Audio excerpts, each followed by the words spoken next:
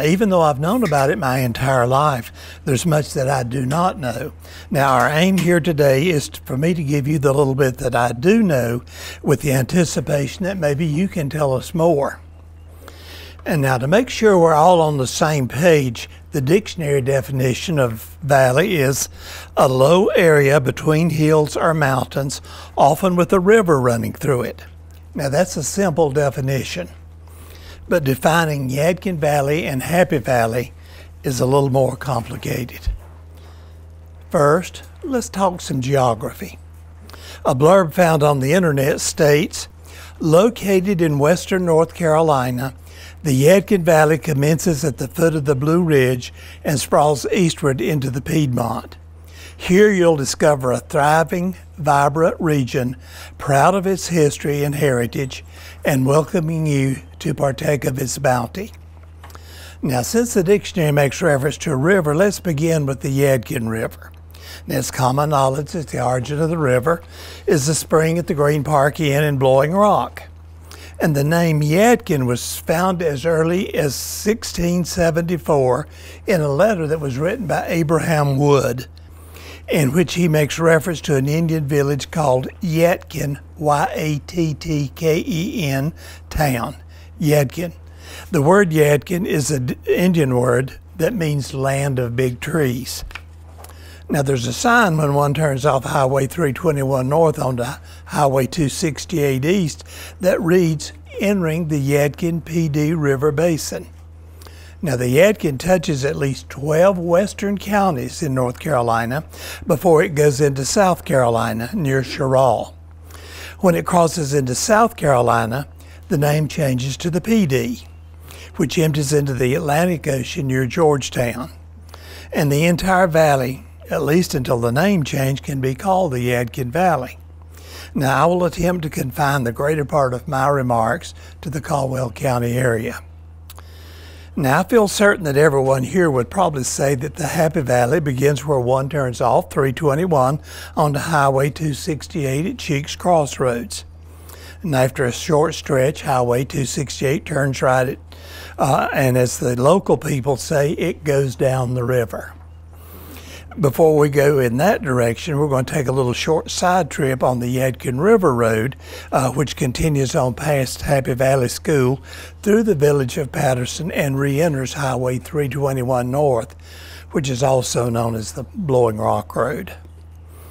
The Yadkin River Road is designated as the George Younts Highway in honor of the noted gospel singer who was born in that area, one of a few well-known people that Caldwell County can claim as a native son.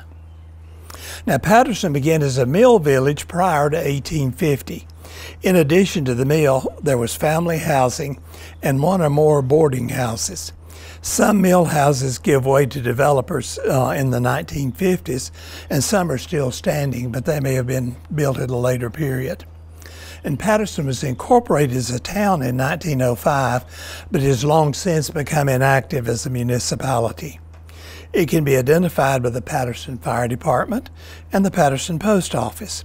And it's the site of Yadkin Baptist Church, organized about 1779, the oldest church in Caldwell County. And Harper's Chapel Church, built by James C. Harper in 1872 as a memorial to his son who died in the Civil War, is located beside Happy Valley School. It's still an active United Methodist congregation. Blue Ridge Tissue at the site of the Patterson Mill that was burned during Stoneman's raid in 1865 is just one of several businesses that has occupied that area. Now, Patterson is named for Samuel Finley Patterson, a partner in establishing the mill, which was the first cotton mill in Caldwell County. Ironically, the Patterson family never lived in the village that carries their name. Now let's retrace our steps back to Highway 268. The Happy Valley Optimist Club and the Happy Valley Ruritan Club have visible clubhouses and both contribute to community life.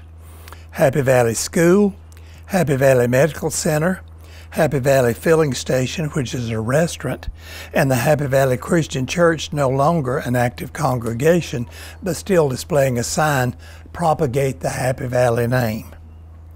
Now, William S. Powell states in the North Carolina Gazetteer that the Happy Valley lies between the town of Patterson and the Wilkes County line. Felix Hickerson in his book Happy Valley states the same thing.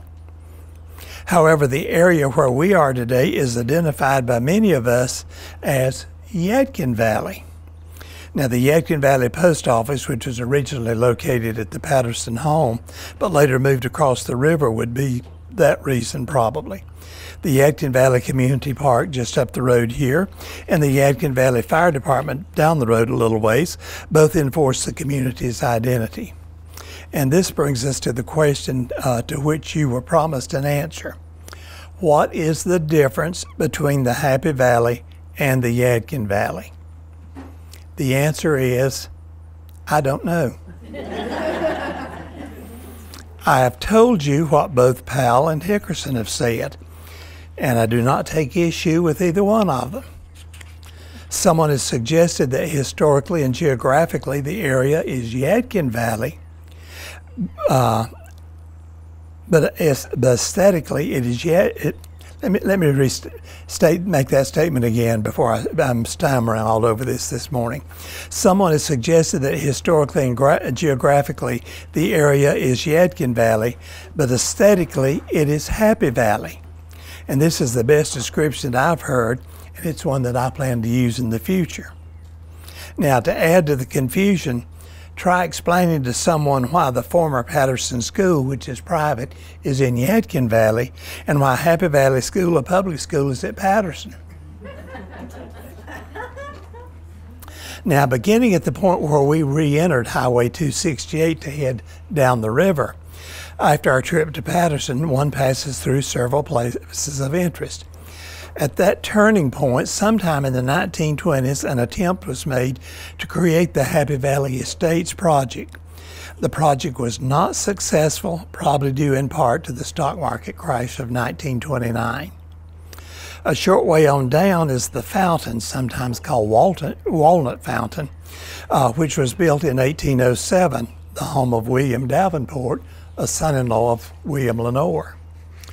And another side trip on the Indian Grave Road takes us to Clover Hill, built about 1840, the home of Edmund Jones, another of Lenore's sons-in-law. Now, both of these antebellum homes are owned by private individuals.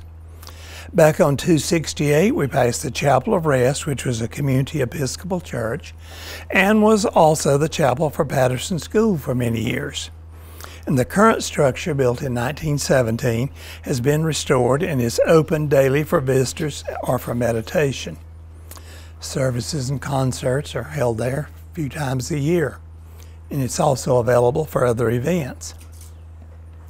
The Patterson home, Palmyra, became the Patterson School and an industrial boarding school for boys in 1909 and continued as a school until 2009. The school buildings are still standing. Some of the dorm rooms are available for overnight occupancy, and the faculty houses are rental property. And the Western North Carolina Sculpture Center is on the campus. Baseball player Madison Bumgarner, another Caldwell County native, pastors his cattle on the farm for a great part of the year. Farther down Highway 268 is a house called Fort Defiance, where we are today. It was occupied by 6 generations of Lenores until 1964, when it was purchased by the Caldwell County Historical Society for restoration. And you'll hear a little bit more about that in a few minutes. Other places of interest along Highway 268 are on private property. The site known as Laura Foster's grave is on the Jones property, and it's where the Happy Valley Fiddlers Convention is held each Labor Day weekend. The Blackstone Post Office, located on the Shuford family property, can be seen from the road, and it was built in 1921 and continued as a post office until 1942. The burial site of Henry Donahue, also on Jones property, is the oldest known marked grave in what is now Caldwell County. It's in a grove of trees, not visible from the road, and is greatly in need of care and maintenance. And we will take a short side trip off 268 onto the Grandin Road, the site of the once thriving lumber town of Grandin. Railroad historian Matt Bumgarner has written an informative book entitled Mr. Grandin's Town. And the book is still in print. Sandra hopes to have copies here in the Visitor Center for sale very shortly. Also on this road is Riverside, the home of John Langdon Jones, built about 1860. It was later owned by Colonel George Folk, who conducted a law school called Blackstone on the premises, and it's currently the home of Ty and Eliza Bishop. And Liza's going to be coming up here in a little bit, and she'll be glad, I'm sure, to answer any questions you might have about Blackstone or Riverside.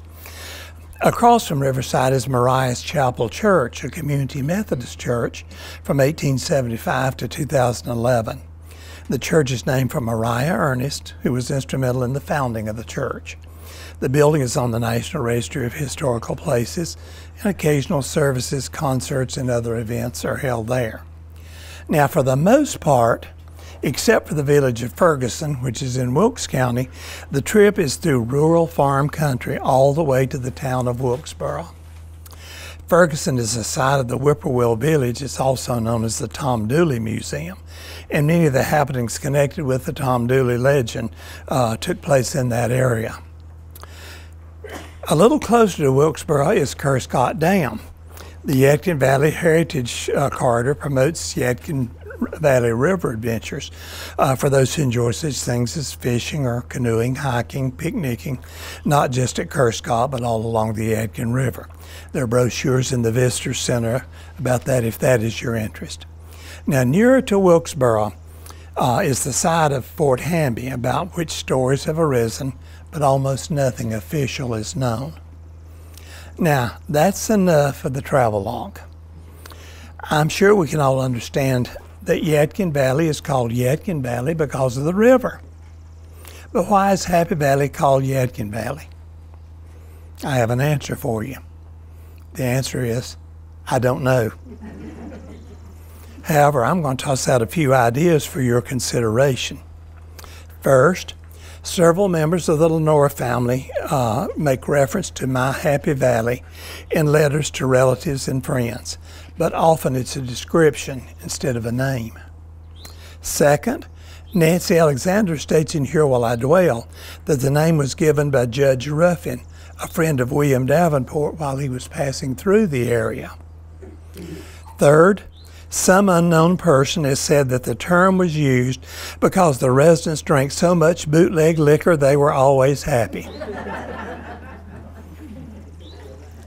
You can take that for whatever you think it's worth. And I think we can also understand why that person has chosen to remain unknown. Fourth, several Indian burial mounds have been unearthed in the area, including those by the Smithsonian in the 1800s. Native Indians, with their belief in a happy hunting ground, may have given rise to the name. And Indian Grave Mountain in this area may support that idea too. And the area began to attract settlers in the early 1770s when it was still part of Surry County. The first Surry County tax list of 1771 has 7 householders on Kings Creek, probably all recent arrivals, but only one on the Yadkin above Kings Creek.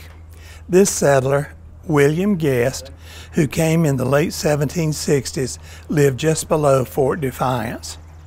By the time of the 1774 tax list, at least 20 householders are on the mouth of the Kings Creek, the farthest upriver being Lawrence Ross at the big bend of the river below Patterson. Captain Elijah Isaac, the militia captain for the head of the Yadkin District in 1777, was opposite Fort Defiance, the stockade that was built under his leadership. William Guest Jr. of Pendleton, South Carolina, states in his Revolutionary War pension that he helped build the fort in 1777 when he was 15 years old, and the area became part of Wilkes County in 1778. And William Lenore came to this part of the Yadkin Valley, which he called the sweetest spot on earth, about 1783, after purchasing 2 adjoining plantations on opposite sides of the river, The more valuable of these places was located on the north side of the river, immediately below the mouth of Buffalo Creek. And it was bought from William Snoddy of Washington County, which is now in Tennessee. And Snoddy may have previously lived on it. The Lenores first lived in a log house on Old House Hill, thought to have been built by Snoddy. Now, the other place across the river was purchased from Snoddy's brother-in-law, Joseph McCorkle of Rowan County, and included the former wartime stockade called Fort Defiance. And Lenore began the construction of the house called Fort Defiance on the McCorkle track in the spring of 1788, and the family was occupying it by 1791. And Lenore lived there until his death in 1839, when the house was passed to a son. Now, I don't have to tell you that that's where we are today. After this presentation, you're welcome to take a tour of the house for a small fee, and Sandra will tell you much, much more than I have told you about this place. Now, when we visit the Happy Valley area, you will not find five-star hotels or flashy commercial attractions vying for your money. In fact, only a few of the places I've mentioned are open to the public, and even they have limited hours for visitors. Highway 268, which I have used as our guide, is not designed for speed if that's what you need. However, you will find it to be a scenic and enjoyable life. If I can borrow the phrase printed on the Yadkin Valley Adventures brochure, it starts with a river. The one common denominator in what I have said today has been the Yadkin River. It's been here for a long time before any of us came on the scene, and it will be here after we're gone. Certainly there are other valleys in Caldwell County, but when you hear people say the valley, they're usually referring to the Happy Valley, Yadkin Valley area. And I will close with a quotation from Fred A. Olds, perhaps a little bit dated, which I think sums up what I have tried to say to you. This is the quotation. So here in the quiet and nearby shut-in valley, almost under the foot of the mighty Blue Ridge, is a cluster of noted families. It was and is a little world of itself. The sparkling Yadkin, very swift and clear, rushes through it, and fertile cornfields, pastures, and orchards show its richness. Now, I told you in the beginning that there's much that I do not know, and I have told you the little I do know, and now we're going to give you a chance to help fill in the blanks. Before we do that, Eliza Bishop is going to come. She's going to add a few remarks, and she's going to clean up this mess that I've made. You didn't make a mess. Thank you.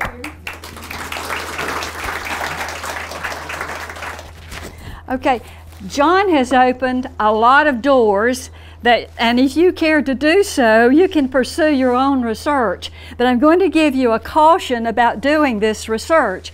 I started looking at the Yadkin River and doing some things after John and I had talked, and I found out that the Yadkin River was called Saponi. And that was a tribe of Indians up in Watauga and into Virginia. And you can look them up on the computer. Computers are awful because they dispute everything we say, John. Anyway, the river does begin at the Green Park Hotel. And when you go to the Green Park Hotel, there's the first paved road to the right when you get into the Blowing Rock Boulevard. Just right there on the right is a little bit of water. And my dad always said that was the spring. So I don't know whether they covered it up or not, or if that's still the spring. But the river was changed officially to Yadkin, I think, in 1709 or through 1733. Now, the researcher that I looked up said that the river began in Watauga County.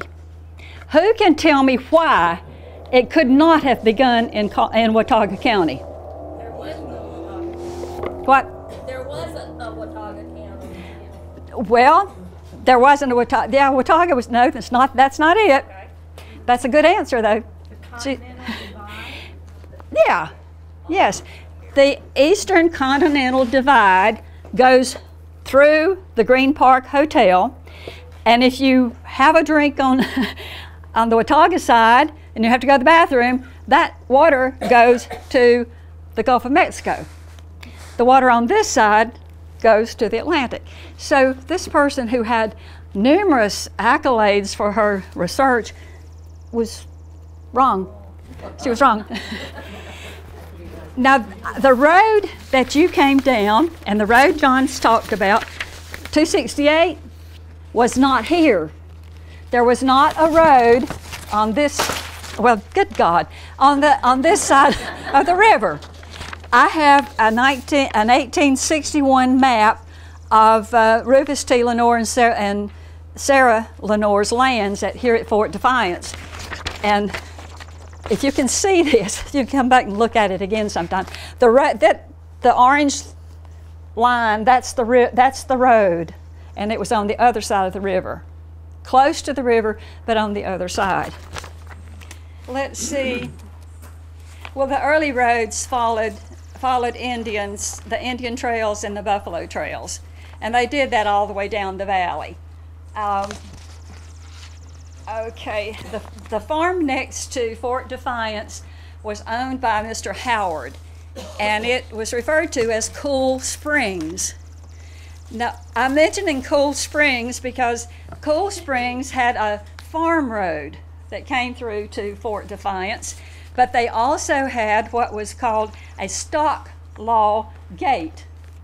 And anybody who wanted to use their property to get on up toward the valley had to pay a toll fee. That's true. Okay. He mentioned the mill houses. There are 3 of them still surviving, and those are on the North Carolina State Study List.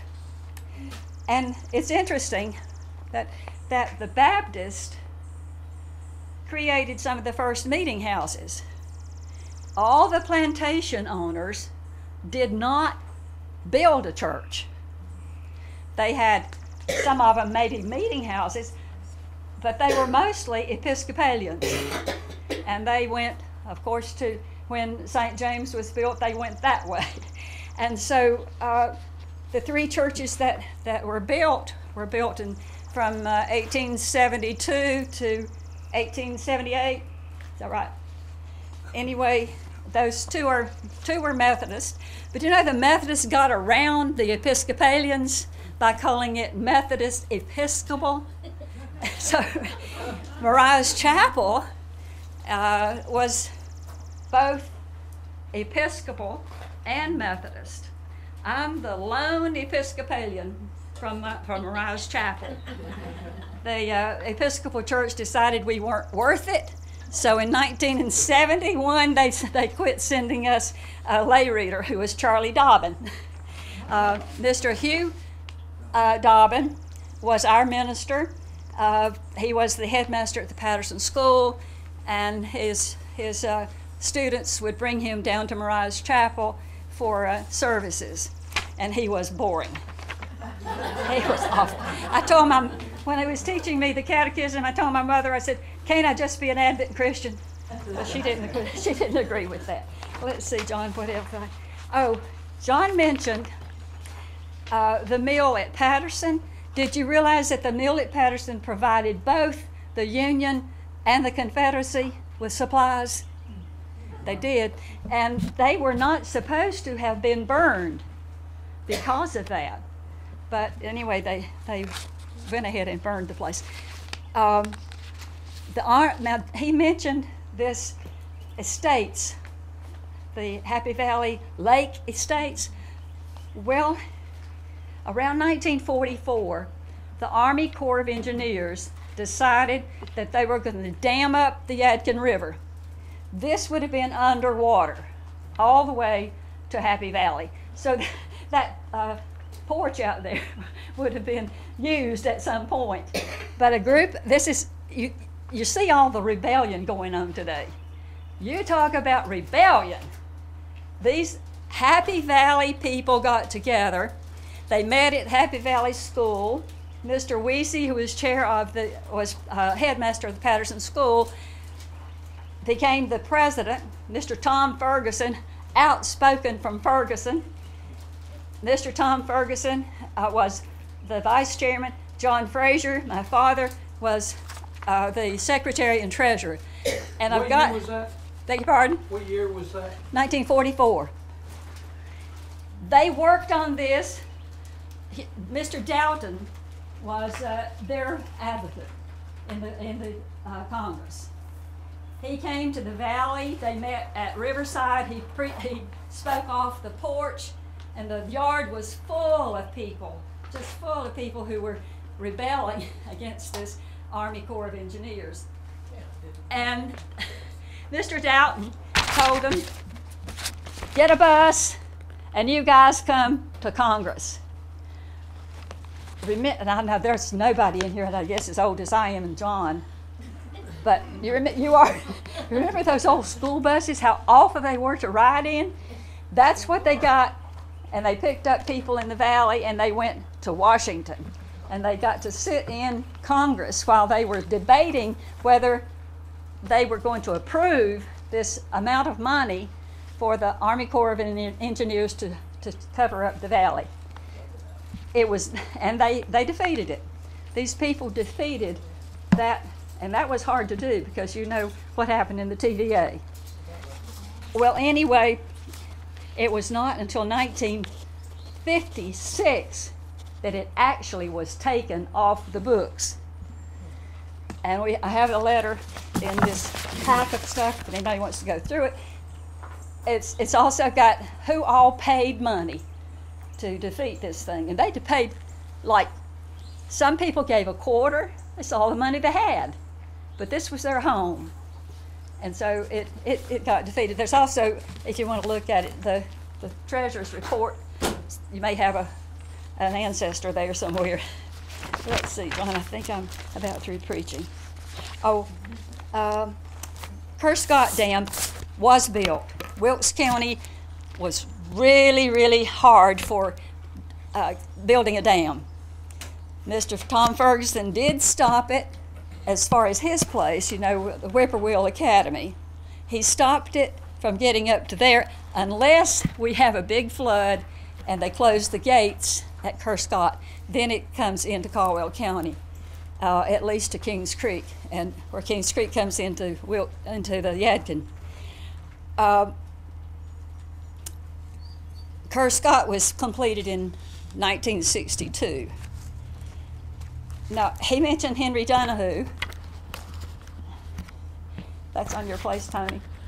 But that land belonged to Ann Donahue, and all the women here need to know that Ann Dunhu was an owner of a large parcel of land in Happy Valley. She didn't have a plantation, but she owned a lot of land, and she bought it herself with shillings, worth 32 cents, our money now, I guess. But I have her original grant in a safe at home, and her father was Henry, and he lived with her. A whole lot of living together too. Her grant, it was, I don't remember, 1880, I think, 1808, 1809. I have to go back and look at it. Well, Henry died in 1775. Okay, well, she owned the land before that. He was living with her, or she brought him somewhere else. Anyway. 75, so she already, I'll have to look it up. I don't know, I've got too many numbers in my head. Let me see if that's about it. Yep. I wanted to mention too that Colonel Silly was sent to Caldwell County from Salisbury to put the rebels down. This was after the war. He was well liked, however. He got his law degree at Blackstone Law School from Colonel Folk. In fact, at Riverside, there were 5 North Carolina Supreme Court judges who graduated there. It was an upscale law school, 1882 to 1894. Let's see. I think that's, the first time that that Happy Valley was put into print Hand in Hand in Happy Valley by Erdl. 1881 was the first time that Happy Valley was called. It was called Happy Valley. Anyway, thanks, John. He put me on a search list. Yes. Can you talk more about that Blackstone Law School and how it started? Because I just found that amazing that was done out here in the middle of nowhere. Actually, Wanda, this was not nowhere. Oh. They had plantations from the coffee plantation, and these people owned like thousands of acres. When 1807, when help me, Davenport built his house, he married Mary Gordon. Captain Gordon's buried out here in the cemetery. Captain Gordon was one of the richest men anyway. He owned 16,000 acres of land. Is that where the name Davenport School came from? Davenport College for Women was subsidized by William Davenport at $12,000, and they named the school Davenport College for Women after him. So that's how Davenport got the name. Now,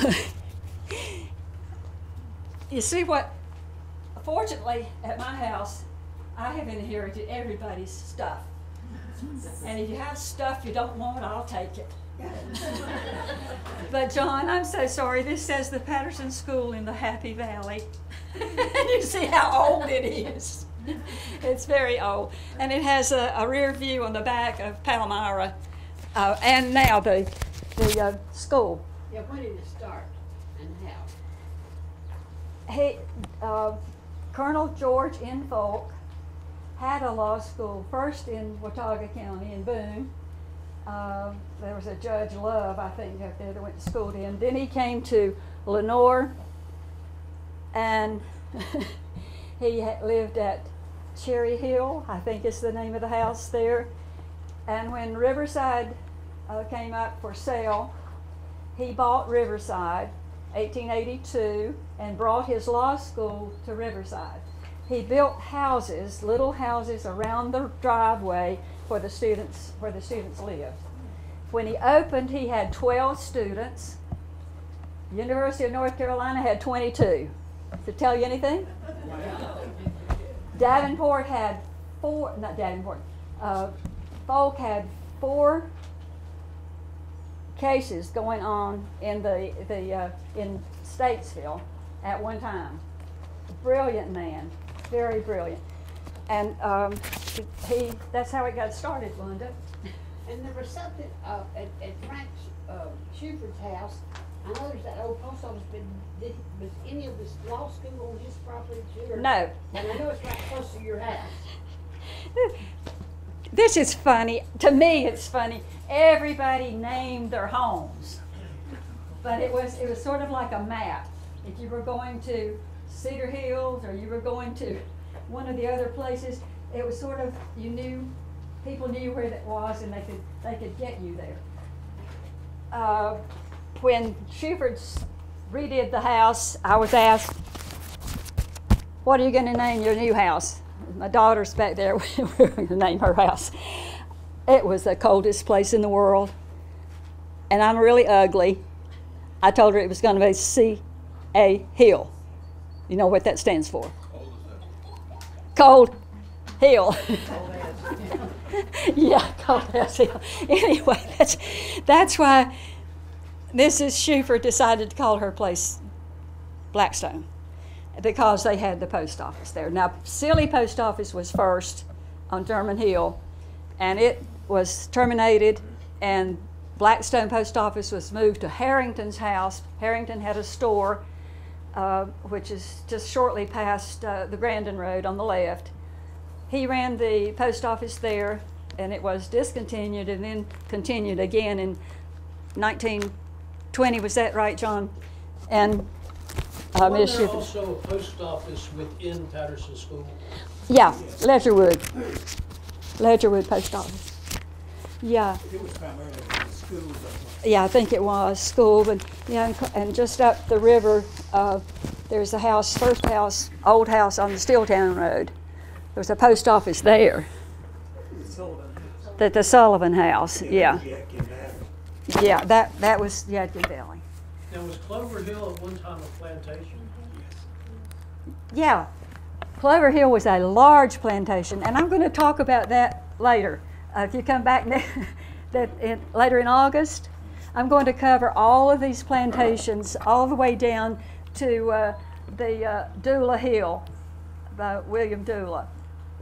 And I have immense data on that. So we put, I don't know whether you know Don Kincaid or not. Don Kincaid was, he was the only Republican senator in the Senate for a long time. He was getting ready to retire, and I said, Don, why don't you do something? You're a history major. Let's do something for the Valley. So I wrote a grant, and he got $30,000 from the Senate, from the Democrat head of the Senate.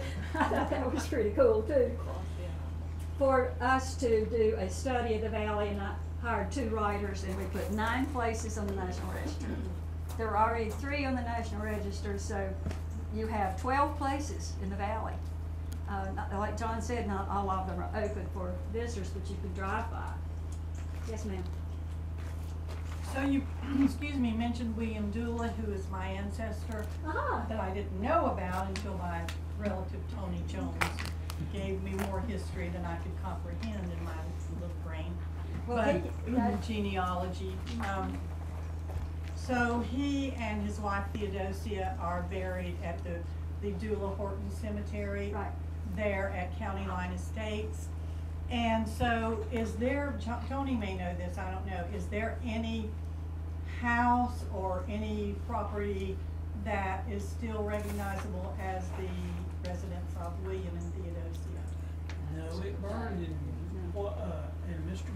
Lenore got burned up in there. In 1949, the house burned, Dula Hill burned. It was in competition with this house.